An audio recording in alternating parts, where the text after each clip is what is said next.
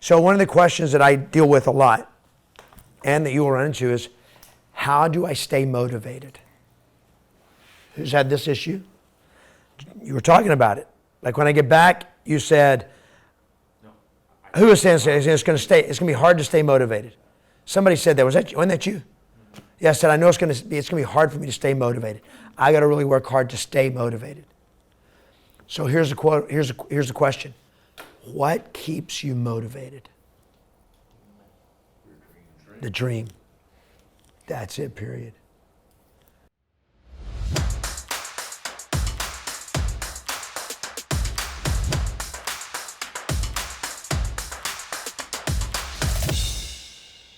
I'm going to teach you guys a secret. I've never heard anybody else. I never heard this from anybody else. I don't know how God showed it to me or something, but I figured this out. Because people burn out. How many of you have seen somebody burn out? How many of you have ever personally felt true burnout? Okay. Wow, all of you. So that bothered me. And I train real estate agents, and I'd see some super high achievers, and then they always burn out. And I'm like, fuck, that's losing, that's not winning. Build, and then you burn it down. Build, and you burn it down. Now, you could burn it down by bad actions like I did, or you can burn it down by just burning out, and it just all collapses. And I'm like, that's not winning. How do you win in life if you have big dreams, and then you're pursuing those dreams, and then you burn out? And so I'm a coach, and I'm trying to figure this out. I'm figuring out my own life, and I'm like, when I started this journey with this building Yes Masters, I never burned out. I've never felt burnout. I've never come close to burnout. Now there are many days where I'm like, I don't want to do this. I like resistance days where I'm tired and all that, but never a day when I'm just like, I don't enjoy what I do anymore. I don't enjoy it. Now there are things I don't enjoy about what I do. And I'm like, what drives me? And I don't burn out. And then I realize it's not even what I do. It's why I do it. And then I started studying. So in 2019, but the year before COVID, I made a commitment that year I was going to study billionaires and the highest achievers in the world. And I was like, billionaires are people who almost never burn out. How does Steve Jobs, how did he never burn out? How does Warren Buffett never burn out? Bill Gates, how did he never burn out? Oprah Winfrey, how does she never burn out? Like, what do they do that kept them from ever burning out? And they run. Elon Musk, he spent his 40th birthday sleeping on the floor in his office because he worked 20-something hours that day. You guys remember the story? Like, he works all the time. The guy works 80, 90 hours a week. Like, how does he not burn out? Because his dreams are too big. Did you say something different? What'd you say? I said he's on Ozempic, but that's a weight loss. Okay, because I could tell you humored yourself. And I'm like, I missed the humor. But here's why. Because his dreams are too big. Because he dreams. And then I saw something that Ted Turner said. So Ted Turner, you guys know who Ted Turner was? No. So Ted Turner was a billionaire. He was the founder of TNT, Turner Classic Channel. Yeah, Turner Network. He was the founder of CNN. Oh, okay. So Turner Broadcasting was way back in the 1900s, like the 80s or 90s. I don't know when he started. His name was Ted Turner. And so he became a billionaire. And he was being interviewed one time, and I read this somewhere. I didn't hear it. I just read it somewhere. And they were asking him about, how did you get so rich? Just like with Warren Buffett. And he said, my dad taught me something. His dad was not rich. But he said, my dad taught me something, that this is the number one secret to why I've been so successful.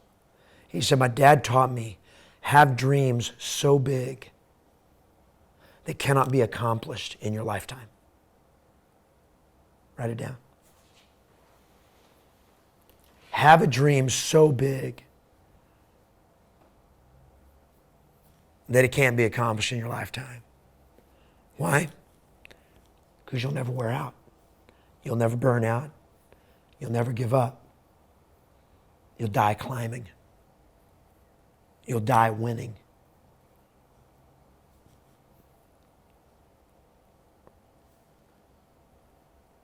And then they talk about people who think multi-generationally. So several years ago in 2017 or 18, Julie and I went to Rome. We spent a week in Rome, in and around Rome. And we got a tour of the Colosseum. And they're talking about the Colosseum, and it took like 4 generations or something like that to build the Roman Colosseum. And the original emperor who envisioned it and started construction on it, he knew that he would probably never live to see it completed. And it was not his son, not his grandson, but his great-grandson that actually finished the Roman Colosseum. That was the way ancient civilizations that built great empires, they thought that way. They had dreams so big that they could not be accomplished in their lifetime. And they built shit.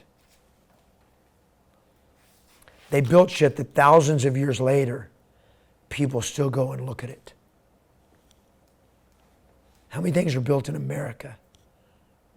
They were built to last for 2,000 years. Things in the early 1900s, 1800s. Maybe some. I meant like those were like when things were I think were more beautiful. And they were certainly, there was more pride. Today, most of the construction is just like, get it up, make it big, sell it for the most money you can. It's just a different thought, right? We don't think multi-generationally.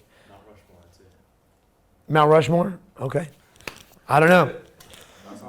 I disagree.